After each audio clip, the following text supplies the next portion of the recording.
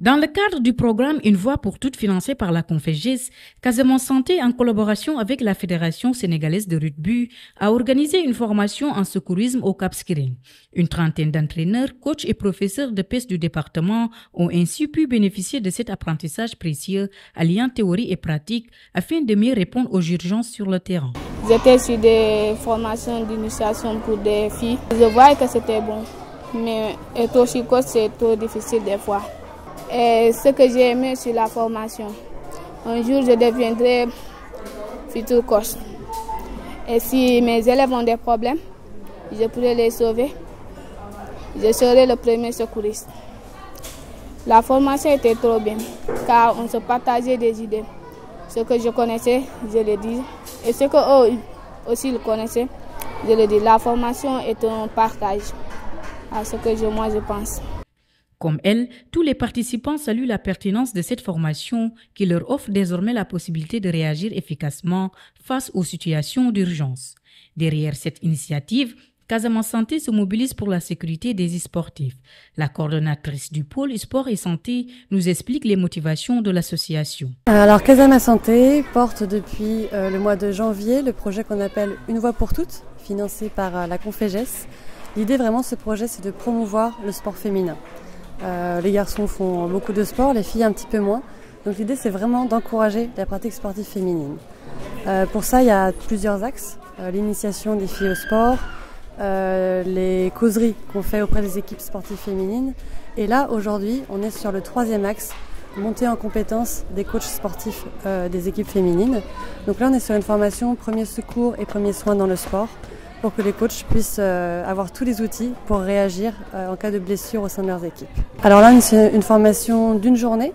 C'est vraiment une belle opportunité. On a la fédération de rugby qui est venue de Dakar pour donner cette formation aux coachs de la commune d'Yembérin. Voilà, donc une journée pour voir vraiment tous les aspects de premiers secours et premiers soins. Là, on est plutôt sur la fin du projet. Pour le moment, le projet n'est pas reconduit, mais on travaille dessus, effectivement, sur une suite, Une voix pour toutes numéro 2. On aimerait bien mettre ça en place, mais pour l'instant, pas d'informations et pas d'assurance. Il y a toujours à faire. Il y aura toujours de plus en plus à faire pour le sport féminin, pour la montée en compétences des coachs. Il y a toujours plein de choses à faire, mais là, c'est vrai qu'on n'a pas encore réfléchi à une suite à donner. Pour encadrer cette formation, Casamance Santé s'est appuyé sur l'expertise de la Fédération sénégalaise de rugby.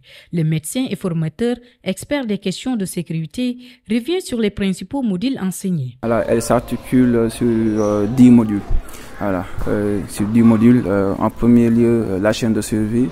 Ensuite, l'approche standard, c'est le docteur ABC plus femelle. Ensuite, Airways, c'est la gestion des voies aériennes supérieures.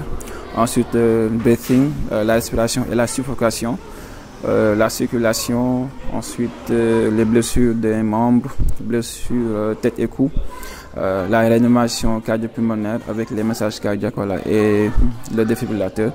Et en dernier lieu, les urgences médicales et le plan d'action d'urgence. La formation comporte 2 volets, 50% de théorie et 50% même de pratique. Voilà. Bon, la théorie, c'est plus sur la plateforme de World Rugby. Voilà, il y a des modules en ligne à valider là-bas. Et ensuite, au décours de cela, nous venons sur place pour faire la formation, qui sera principalement pratique, à 90% pratique. Comme je le disais, ils ont déjà la théorie. Là, c'est un point qui est positif. Ensuite, la pratique, nous la déroulons sur une journée, de 8 heures de temps maximum. C'est vrai que c'est du secourisme qui est spécifique au rugby, mais le secourisme peut servir à tout le monde en fait, à tout le monde, que ce soit des milieux du rugby ou bien même de la vie de tous les jours en fait.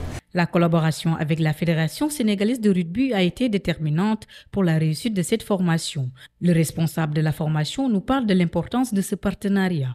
La formation de niveau 1 santé du jour, c'est pour un peu des secouristes qui sont dans le milieu sportif en général, mais particulièrement dans le milieu rugby, pour un peu savoir comment faire s'il y a un joueur qui est blessé, s'il y a un joueur qui tombe sur le terrain. Les formateurs aujourd'hui sont présents pour donner ces connaissances-là aux secouristes. C'est important pour nous de cibler déjà des régions qui ont le rugby. Donc à Cap, on a une très belle équipe de rugby. On a des enfants, on a des adultes qui jouent au rugby. Mais on s'est dit que pour qu'on ait de très bons joueurs de rugby, il nous faut de très bons techniciens. C'est-à-dire que des entraîneurs, des arbitres, de la préparation physique. Mais également, il faut que ces joueurs-là soient en bonne santé pour pouvoir jouer au rugby. Donc c'est pour ça qu'on est venu cibler la structure Casamance Santé qui œuvre un peu sur l'aspect sanitaire pour un peu avoir des secouristes qui à l'avenir pour nos matchs, pour nos tournois pourront venir assister sur le plan médical nos joueurs. Avec l'engagement de Casamance Santé et de la Fédération sénégalaise de rugby, les acteurs locaux repartent avec des compétences essentielles pour protéger leurs joueurs.